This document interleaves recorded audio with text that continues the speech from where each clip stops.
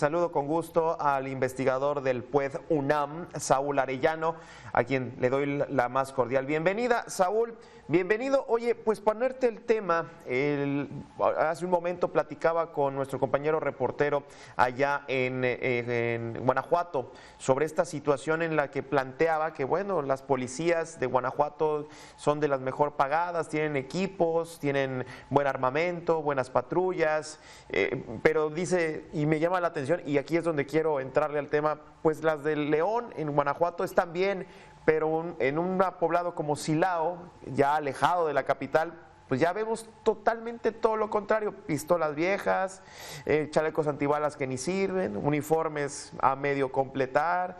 Vemos de pronto esa disparidad y cómo no van a estar las policías asediadas por el crimen organizado. Saúl, te doy la bienvenida. Muchas gracias, Gabriel. Efectivamente, lo que tú comentas es real. Y mira que Silao pues está en el corazón del corredor industrial en el estado, ¿no? Pero si te vas a Sí. municipios del sur o del norte del estado, te vas a encontrar condiciones deplorables. Publiqué hace 2 años una entrevista que hice a varios policías municipales, varios de ellos de los municipios de Tarimoro, Salvatierra, Yuriria, y te cuentan cómo traen revólveres viejos de 6 balas cada uno, con balas viejas, con chalecos de protección que no tienen renovadas sus micas, sus placas, que son las que permiten detener de alguna manera algunos disparos. Pero es gravísima la situación, no solamente por esto del equipamiento, sino también por la falta de elementos, Gabriel. A nivel nacional, el modelo óptimo de formación policial o de operación policial que tiene el Secretariado Ejecutivo del Sistema Nacional de Seguridad Pública te habla de que en México debería, por estándares de la ONU, deberíamos tener alrededor de 2.8 policías por cada 1,000 habitantes. El promedio nacional, Gabriel, es de 1.2, es decir, por debajo de la mitad del estándar internacional. Pero si nos vamos a un estado como el de Guanajuato, el promedio es todavía peor, estamos en 0.5 aproximadamente. Lo mismo se repite en otras entidades como Jalisco, como Michoacán, como Baja California, en las cuales pues no estamos ni siquiera cerca de la media nacional, que hay que reiterarlo, está por debajo de la mitad del estándar internacional. Esto lleva sin duda a unas condiciones terribles de inseguridad para la población, pero también te habla del descuido en la formación de elementos que tenemos en el país. A México le están haciendo falta, con estos datos, que son los datos oficiales del Secretariado Ejecutivo del Sistema Nacional de Seguridad Pública, alrededor de 102,000 elementos en todo el país.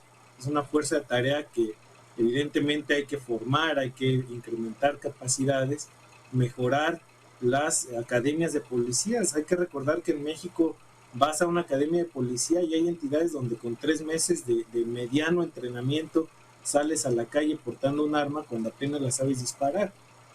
Tenemos en contraste como las policías más avanzadas locales, para comparar, digamos, condados con municipios, que sería el símil con los Estados Unidos de América. La formación estándar en Estados Unidos implica 2 años de formación en una academia policial para ser, digamos, policía raso.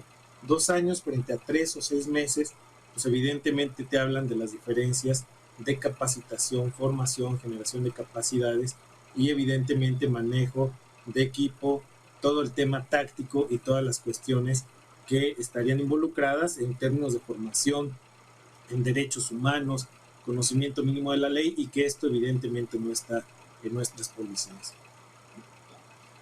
Claro, y me imagino que los pocos policías comprometidos que sí se ponen la camiseta, por llamarlo de alguna manera, en este caso el uniforme, que sí están comprometidos, pues deben de ser contados, y de por sí ya estamos viendo que no se cumplen los estándares de la cantidad de policías. Hay ¿qué hacer? O sea, ¿qué hacer con los que a lo mejor sí están comprometidos, que terminan siendo, pues terminan saliéndose de la corporación, los terminan corriendo, los terminan cooptando en esta espiral de impunidad y corrupción, Saúl?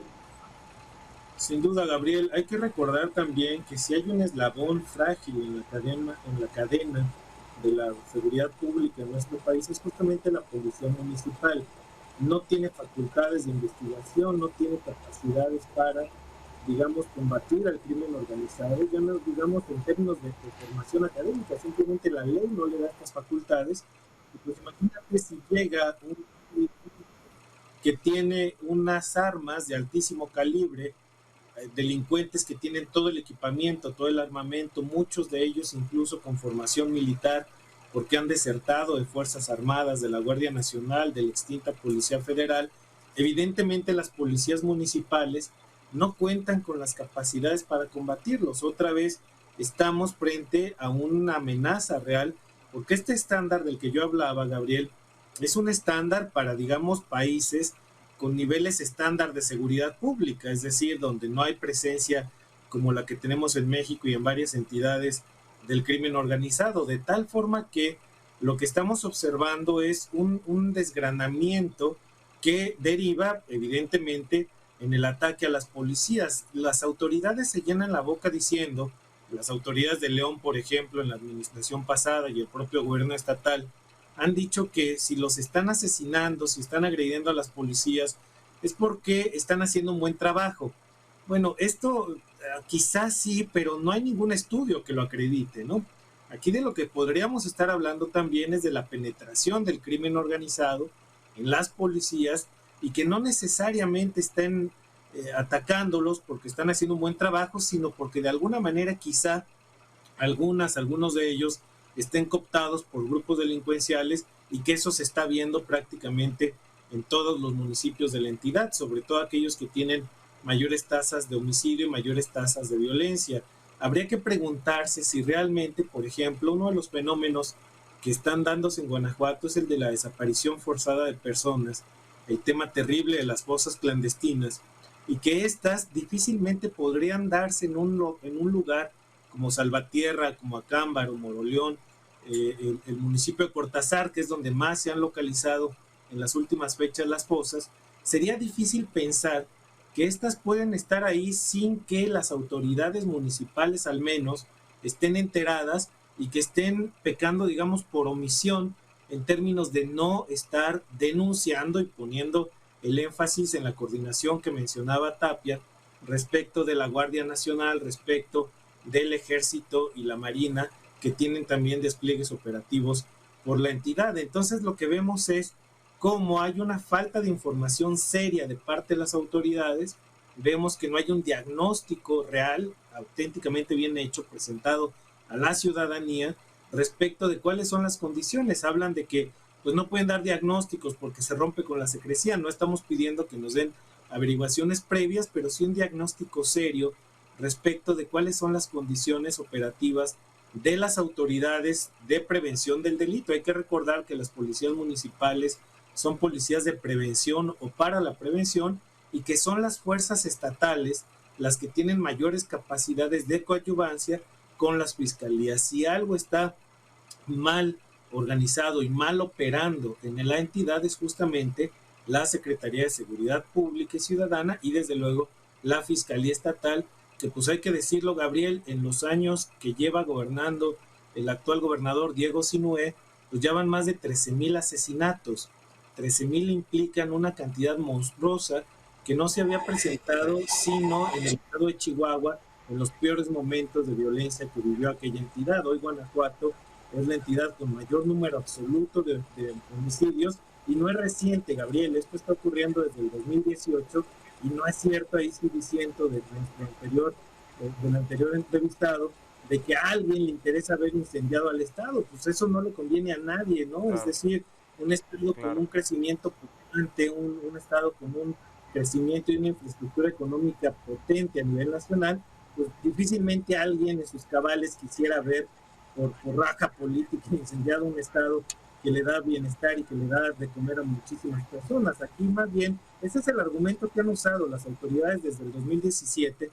Yo he documentado desde esa fecha el creciente número de homicidios que había desde entonces en la entidad y que bueno, se cubren diciendo que pues es un asunto político, que es un asunto de que los quieren ver mal, que quieren que sus gobiernos fracasen, pero pues si quieren que no fracasar, pues que hagan bien su trabajo y que se pongan a diseñar mejores políticas públicas de seguridad ciudadana centradas en los derechos humanos. Si algo hay que poner el énfasis en esto es la gran crisis de derechos humanos que se vive en Guanajuato y que se expresa, a mi juicio, en el terrible fenómeno de las fosas clandestinas, que pues digamos es ya la peor expresión de la presencia del crimen organizado en cualquier momento. Sí. Fíjate que alguien una vez me dijo, experto en esta materia, que muchas veces hay el acuerdo entre las autoridades, porque se da el acuerdo entre los miembros del crimen organizado y las autoridades, no a las balaceras, no a los enfrentamientos públicos, nada de ejecuciones, todo esto lo hacen, háganlo en lo oscurito. ¿Y qué provoca? Pues esto, las fosas clandestinas, desaparición de personas y estos cementerios clandestinos. Eso fue un comentario y lo pongo al margen de esta plática porque verdaderamente, pues en estados, como pongo el ejemplo de Baja California Sur, en el que se vivió un momento muy violento, se acabaron de pronto de un año para otro, 2017 a 2018, se acaban las balaceras, las ejecuciones, pero de pronto vemos el fenómeno que se está viviendo en este momento, el fenómeno de las fosas clandestinas, también al igual que Jalisco y Guanajuato, de pronto vemos estos cementerios clandestinos. Insisto, dejo ese comentario al margen. Quiero regresar a lo que comentabas sobre esta falta de diagnóstico y sobre todo me llama la atención que la policía municipal parece que está al revés. Las policías municipales son los que tienen mayor cantidad de elementos. Usualmente la policía municipal son más elementos y pues son los que menos equipo tienen, son los que menos pues capacitación tienen y de pronto pues está como todo desequilibrado. Ahí en la fórmula de la coordinación de los 3 niveles de gobierno, ¿cómo se está dando actualmente? ¿Cómo consideras que se está dando o no se está dando la coordinación entre los 3 niveles de gobierno? Mira, creo que hay un gran nivel de desconfianza política, Gabriel, entre los 3 niveles de gobierno. Hay una disputa real, el caso de Guanajuato es evidente, ¿no? La disputa que han mantenido el presidente de la República con el gobernador Diego Sinue, pero también en estados como Tamaulipas y también en estados como Baja California y en estados como Jalisco, ¿no? Que tienen enormes problemas de inseguridad. Lo veíamos en el caso de Michoacán con la administración de Silvano Aureoles, que también tenía un conflicto abierto con el presidente de la República y que esto evidentemente dificulta las tareas de coordinación, las tareas de intercambio de información, de intercambio de datos y de inteligencia, ¿no? Mira, yo desde luego te lo dicen off the record las autoridades municipales con las que se puede hablar de estos temas, pero lo que te dicen es que el ejército no les tiene confianza, ¿no? La Guardia Nacional no confía en ellos. Los patrullajes que realizan son a veces coordinados en algunas ciudades como Celaya, como Silao, lo ves en algunas ciudades como Morelia, lo ves en Guadalajara, pero son operativos muy específicos, no es una estrategia que tenga permanencia en el tiempo y no es una estrategia que esté compartida. Y hay que meter un elemento adicional, que es el del financiamiento. La seguridad pública, Gabriel, en México, a nivel local se financia a través de lo que se llama el ramo 33. Hay que recordar que en este ramo de gasto está el Fondo de Seguridad Pública Municipal y que es a partir de este dinero, de estos recursos que se distribuyen por ley a las entidades y sobre todo a los municipios, vemos ahí cómo hay una integración del presupuesto que no ayuda mucho a esto, porque las reglas de operación de estos fondos que fueron creados, hay que recordar, desde la administración del presidente Zedillo en esta idea de descentralización que se tenía y de fortalecimiento del municipalismo y de las autoridades locales, desde entonces hay un fracaso reiterado en términos de equipamiento, entrenamiento, capacitación, contratación, porque el mecanismo que tenemos de distribución fiscal de los recursos a nivel estatal y municipal, lo que promueve es justamente el aislamiento, lo que promueve es la descoordinación y desde luego esto se traduce en que las autoridades locales pues cuidan digamos, su tesorito, ¿no? Que son estos recursos y los mal utilizan en términos de compra de equipos que no tienen la capacidad de dar seguridad a los policías, etcétera, ¿no? Entonces tenemos una fractura muy grande en el modelo de financiamiento, ¿no? Claro. Saúl, pues nos tenemos que ir. Verdaderamente a mí me dejas reflexionando sobre esto que bien dices, el gran nivel de desconfianza política y cómo afecta a las corporaciones. Muchísimas gracias por esta charla, Saúl Arellano, investigador del PUED UNAM.